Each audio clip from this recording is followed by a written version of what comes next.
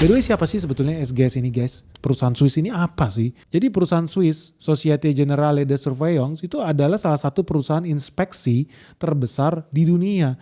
Dia punya banyak prestasi loh dalam memperbaiki sistem di berbagai negara.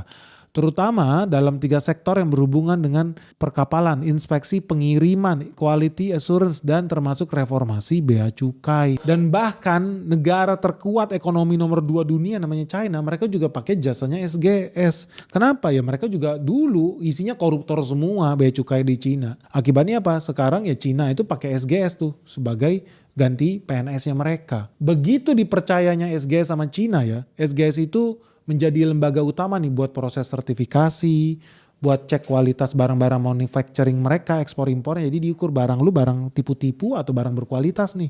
Bahkan untuk impor bahan baku sampai food safety buat ngecek makanan yang lu impor atau ekspor itu safety nggak buat anak-anak bayi gua. Mereka pakai SGS dari Swiss. Gila nggak?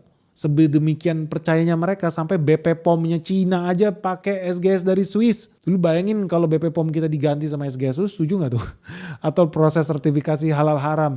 Atau proses ngurus SIM kalau perlu STNK, KTP kita pakai SGS aja. Lu setuju gak sih guys? Cina aja BP POM-nya aja ganti pakai SGS. Dan begitu dipercayanya SGS Swiss ya, perusahaan swasta dari Swiss sama pemerintah Cina, itu sampai ratusan pabrik besar kalau mereka mau ekspor produk-produk dari Cina ke Eropa atau ke Amerika Serikat, mereka quality controlnya itu pakai SGS juga. Saking mereka percaya sama SGS ini dibandingkan pakai karyawan mereka sendiri. Dan akibatnya apa? Hari ini lu bisa lihat Cina menjadi penguasa dunia. Karena mereka begitu efisien, efektif. Mereka nggak malu-malu ganti PNS mereka impor dari negara lain. Ya kenapa enggak? Gue sih setuju-setuju aja. Kalau seandainya ada menteri kita lebih hebat, kita impor, kita impor.